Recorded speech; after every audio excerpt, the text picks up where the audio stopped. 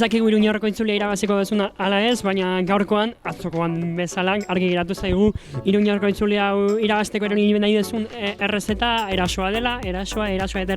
Izan egia bakarra mugitu dena, egun osoan zehar, eta argi dago, bihar hortan saiatuko zara Zaldizurira bidean, berriz ere Iruñean etxeko lasterketa irabazteko. Nola junda gaurkoa?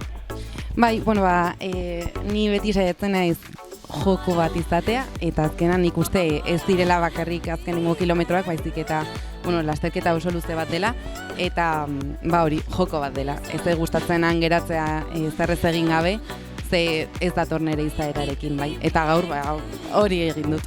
Gainera, taldean handi batean, esprinta bagenekin ez zela zure gauzarik indartsuena izan? Ja, bai, bagenekin guztiak, eta horregatik, iesaldira saiatu nahi zioten, baina hori, ezin izan da. Txarren hori zaudete denbora berdinean, horrek esan nahiko du, Zaldizuria baino lehen, jendea mugituko dela seguro bihar, eta zu seguro lehen izango zerela mugitzen bihar.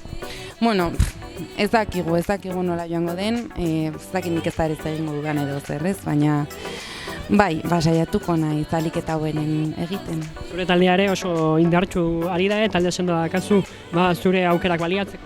Bai, gainera oso eskertuta nagoz, beti egoten dira laguntzeko prest, eta hori eskertzeko da, bai. Zorionak. Mila eskera, jo.